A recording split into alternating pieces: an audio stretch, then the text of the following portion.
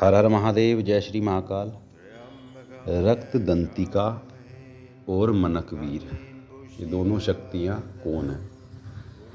तो पहले एक बात जान लेते हैं कि जब आप लोग किसी शक्ति की साधना करते हैं तो उसके साथ बेहद सारे गण चलते हैं। जो लोग मरघट की कालिका को पूजते हैं, शमशान काली को पूजते हैं, तो उनसे अपने आप से ही कुछ चीज़ें सिद्ध हो जाती हैं, या यूँ कहें कि उनकी सेवा पूजा में आ जाती हैं। जो मरघट की कालिका की पूजा करते हैं तो वह शमशान में तामसिक भोग लगाते हैं, मदिरा का, मांस का।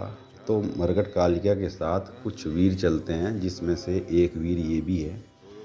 और इसके बारे में जो हमें पता लगा था तो वह सपने के माध्यम से इस वीर ने जो है दर्शन दिए थे और अपना नाम बताया था, आज से 2 साल पहले।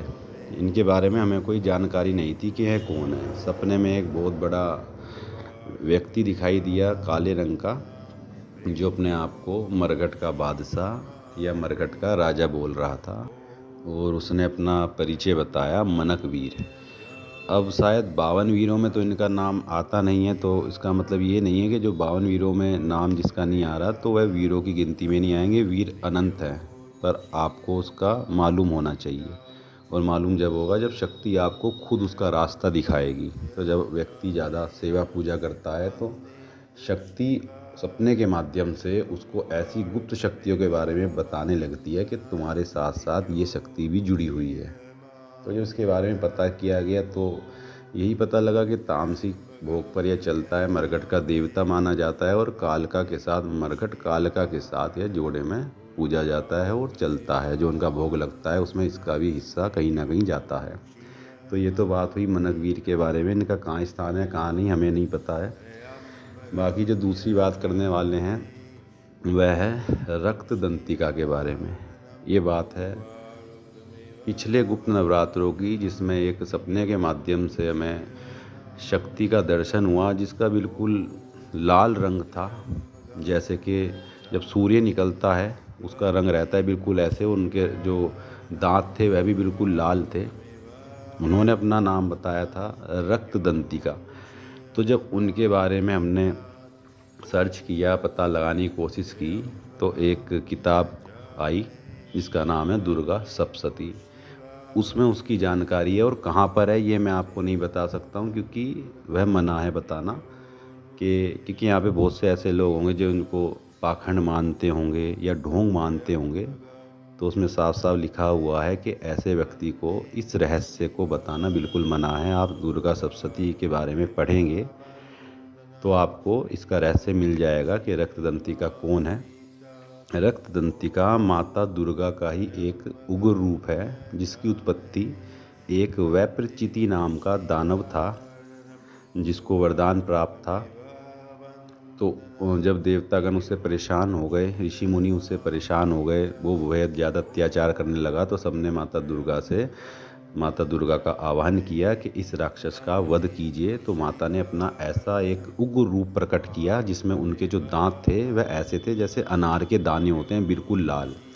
और उन्होंने उस दैत्य को मारने के लिए, जहाँ बड़े बड़े देवता अपने अस्त्र शस्त्र चला रहे थे उसको मारने के लिए, तो माता ने कोई अस्त्र और शस्त्र नहीं चलाया। उन्होंने क्या किया, वह उसका सीधा ही भक्षण कर लिया, उसको माता खा गई। तो ये जो शक्तियाँ होती हैं इनकी पूजा पाठ, जो उग्र जो देवी देवता होते हैं उनकी पूजा पाठ आप ऐसे ही बिना किसी गुरु के या बिना किसी जानकारी के मुंह उठाकर नहीं कर सकते। और जैसे यदि आप रक्त दंतिका को पूजने लगेंगे तो उसमें क्या लगता है, तामसिक भोग लगता है, और सात्विक पे भी माता जो है प्रसन्न हो जाती हैं। पर यदि आपको जानकारी नहीं है और ऐसे ही आप उसको पूजने लगेंगे तो आपके घर में क्या होगा, एक्सीडेंट होना शुरू हो जाएगा। कहीं ना कहीं रक्त जो है वह कहीं ना कहीं से, उनके जो गण हैं वह भी रक्त लें, कहीं ना कहीं से वह अपने रक्त का एक तरह से मान लीजिए कि अपने रक्त का प्रबंध कर लेंगे। एक्सीडेंट होगा बहुत ज़्यादा, जो आपको पता नहीं लगेगा कि मैं तो पूजा पाठ कर रहा हूँ पर एक्सीडेंट क्यों हो रहा है, क्योंकि आपको नहीं पता कि आपके साथ कौन सी शक्ति चल रही है और आप किस शक्ति को पूज रहे हो, उसका भोग क्या लगेगा। अब रक्त दंती का जो शक्ति है यह इतनी प्रचंड है कि आपके जितने भी शत्रु हैं, अगर आपने एक बार इसको चला दिया उच्चाटन में या विद्वेषण में या विध्वंस करने के लिए, तो ये बिल्कुल ही उनका नाश कर देती है। मतलब उनको कहीं का भी नहीं छोड़ती। पर इस शक्ति के साथ आपको क्या करना है, पहले तो इसका आवाहन कैसे किया जाता है, पहले शक्ति का आवाहन करना है। फिर इसको जैसे अपने शत्रुओं के नाश कराना है आपको, तो उसके लिए क्या मंत्र विशेष बोलना है, उसका आवाहन करके इसको भेजा जाता है। फिर वापस आकर इनको भोग दिया जाता है। उसके बाद इनको जो है विसर्जन किया जाता है। जहाँ भी आप एक स्थान पर, जैसे गंगा किनारे हो गया, मरघट हो गया, या कोई भी माता कालिका का, माता दुर्गा का मंदिर हो गया, वहाँ पहले आवाहन करेंगे, मानसिक शक्ति से इनसे बात की जाएगी, इनसे काम लिया जाएगा, फिर भोग दिया जाएगा, फिर इनका विधि विधान से विसर्जन किया जाएगा। तो ऐसे शक्ति को चलाया जाता है। कोई ऐसे नहीं कि मुंह उठाया फलाने पे ये शक्ति भेज दी, मैंने मारण कर दिया, ये कर दिया, वो कर दिया, ये सब फालतू की चीज़ें हैं। ऐसे कोई भी शक्ति नहीं चलती जब तक उसके बारे में पूरा ज्ञान ना हो, कैसे शक्ति को चलाना है, कैसे। अब लोग कहते हैं शमशान जगा लिया, ये बारिश करा दी, सब फालतू की चीज़ें हैं ये, इनके चक्कर में कभी मत पड़ना। हमेशा महाशक्तियों की पूजा करना। दुर्गा सप्तशती में केवल 3 ही शक्तियों को महादेवी बताया गया, जिसमें महाकाली, महालक्ष्मी, माँ सरस्वती। इन्हीं के रूप अलग अलग आ गए। इन्हीं में भद्रकाली आ गई, काली आ गई, अघोर काली आ गई, मतलब इन्हीं के रूप चलते हैं। और इनकी जो शक्ति है वह है ब्रह्मा विष्णु महेश। माता जो सरस्वती है उनके ब्रह्मा, माता लक्ष्मी के विष्णु, और माँ जो गौरी है महाकाली, उनके शिव हो गए। तो हर शक्ति के साथ उनका एक स्वरूप जुड़ा हुआ है, जिसको समझने के साथ ही आपको इनकी साधना करनी चाहिए। अब शमशान जगाने के बारे में यहाँ सुन लीजिए कि पहले शमशान जगाना होता है, पहले शमशान जगाना, शमशान को भेजना, फिर काम करा के शमशान को सुलाना। ये 3 चीज़ होती हैं उसके साथ भी जुड़ी हुई। ऐसे नहीं आपके शमशान जगा दिया फिर घर आगे, फिर शमशान पीछे पीछे आ रहा है। खैर, हमने तो अघोर कर्म अब छोड़ दिया है, केवल सात्विक की पूजा आप लोगों को करवाते हैं, और ख़ुद भी हम अब सात्विक की पूजा करते हैं। बाकी कभी आपको अपने कपाल के दर्शन भी करा देंगे। हमने पहले शमशान में भी साधना की है। जो लोग हमें जानते हैं पहले से, उन्हें पता है कि हमने शमशान में भी साधना की है।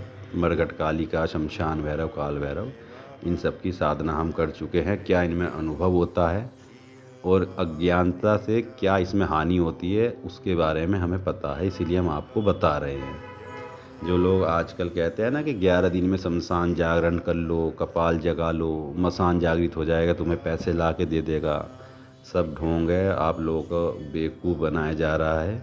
अगर इतना ही बड़ा आपको अघोरी बनने का शौक़ है तो अपने घर छोड़ के निकल जाओ, गृहस्थी त्याग दो, 12 साल शमशान में रहो, चिता की भस्म से अपना शरीर का लेपन करो, और फिर आपको वहीं पर साधना करनी है। 5 घर से भिक्षा मांग के आपको खाना है, और जिस घर पे एक बार चले जाओगे दोबारा वहाँ नहीं जाना है। और जो कोई आपकी सेवा के लिए आएगा, आपके पैर छुएगा, तो उसको 5 गालियाँ देनी पड़ती है, गंदी गंदी, नहीं तो उसके घर का हो जाता है नाश। ये होती है अघोर की परंपरा, जो कि हमें हमारे गुरु ने बताया है। तो आप लोग जो है सात्विक मार्ग पे चलें, बढ़िया, कोई दिक्कत नहीं है। महाशिवरात्रि आने वाली है 8 मार्च की, तो उसमें जो है शिव जी की हम साधना बताएंगे आप लोगों को। और जो भी आप लोग जुड़ना चाहें हमसे जुड़ सकते हैं। जिनका कोई प्रश्न हो वह अपना प्रश्न कर सकते हैं। कोई भी ऐसी शक्ति गलती से भी मत पूछ बैठना जो कि आपको आने वाले भविष्य में आपके लिए परेशानी बन जाए, और जिससे कि आप उभर भी नहीं पाओगे। जब तक आपको कारण नहीं पता लगेगा, जब तक आप उस शक्ति से उभर नहीं पाओगे, आपको पता नहीं लगेगा उसको क्या भोग चाहिए। तो अपना महाशक्तियों की और जो अपने देव हैं शिव जी, हनुमान जी, इनकी साधना में आप लोग लगे रहो, सब प्राप्त होगा, सब अच्छा होगा। बाकी आज की वीडियो में इतना ही मित्रों। माँ भगवती, महाकाल सभी का आप लोगों का कल्याण करें। हर हर महादेव, जय श्री महाकाल।